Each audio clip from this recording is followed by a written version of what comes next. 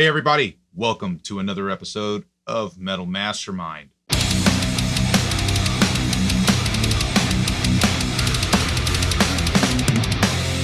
Now today I want to talk a little bit about how do you find the key to a song.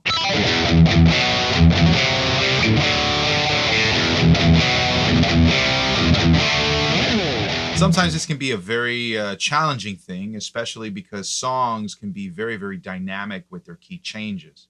So trying to find the root of something takes a little bit of just, honestly, listening. When you're listening to, for example, a riff, most of the time, the thing that's going to give the key away is what's the lowest note that we start from. And that is what we call the tonic. Now, the tonic has a whole string of events that kind of happen after that. There's all ways of how we can identify certain notes after that.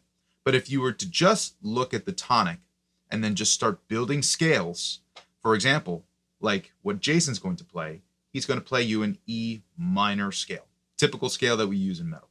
Now that scale is going to have a couple of notes in the scale that are going to work most for E minor, right? That's how it works. Scales are kind of like formulas in this case, right? So you have E, F sharp, G, A, B, C, D, E again, right? That's our E minor scale. Now, when he plays this tune, you're going to hear this riff, right? And it's going to have a combination of those chords in E minor. Now, when you hear the first chord, it sounds very, very what we call consonant. And consonant just means it's very like sort of strong. It's very harmonious in a sense, right? That's kind of like our rock, our foundation. And most of the time when you hear that, and in this case, it's do, right? And I'm using solfege, right? To describe the note value, right? So if you've ever heard of do, re, mi, fa, sol, la, ti, do, right? That's going to be our solfege. Now, in minor, it's do, re, mi, fa, sol, la, te, do, okay? And so when we're listening to all of this, I want you to just keep that in mind that as we describe the notes, I'm just going to be using that. So Jason, go ahead and play that riff so that we can hear it.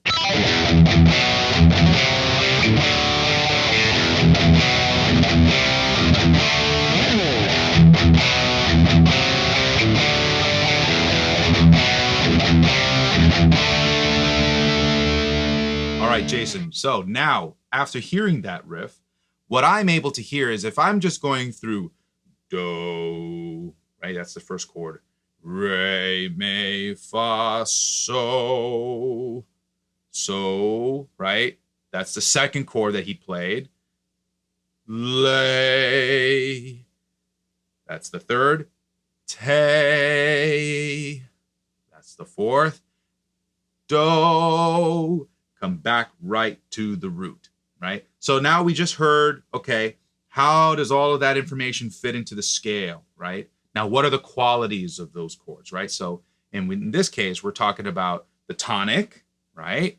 Then if you keep moving up the scale to the fifth, which is do, re, mi, fa, sol, right? That's the fifth. We call that the dominant, right? Okay, so the dominant is next. Then lay, right? Submediant, te. And in this case, this is an interesting one. This is not typically what we would use in a major scale, like a leading tone. It's not a leading tone. This is something we call a subtonic. It's a whole step away, a whole step, right, from the root. So do, so, lay, te, do, right? And interestingly enough, Jason likes to add these flavors in there, but when he's on that lay, he's actually starting to add tritones. And you're starting to hear bam, bam, bam, bam, bam, bam, bam, right? That crunchiness that he does right around that point, that's what we call a tritone. It's very, very, very dissonant sound. And Jason, can you please play that for us so we can really hear that?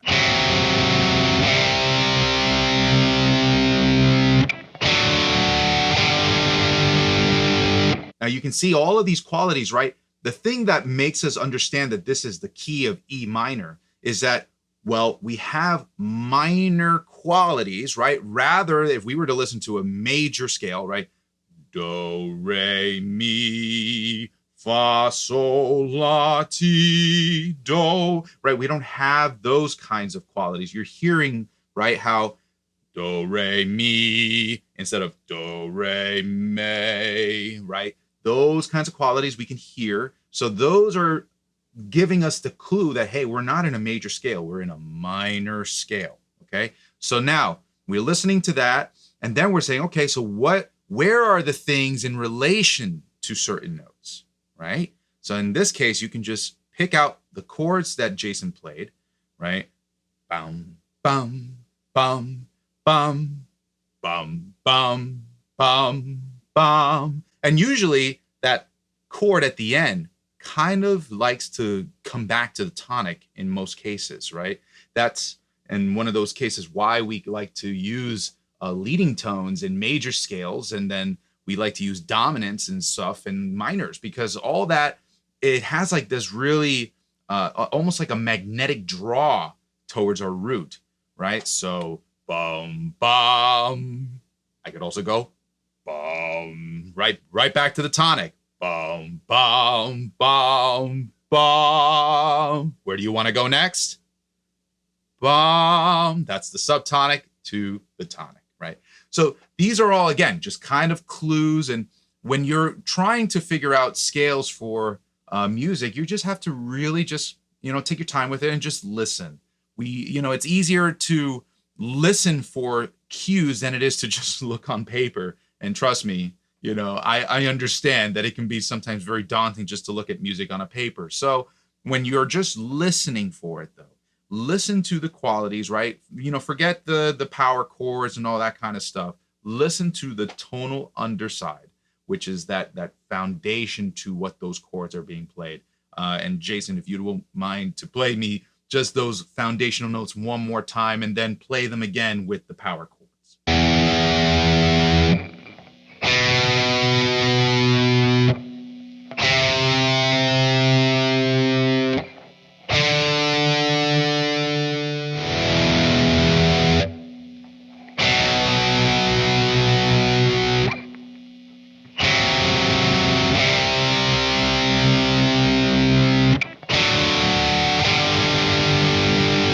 That's what you're hearing, right? Now you can hear how he's coloring what's underneath that scale.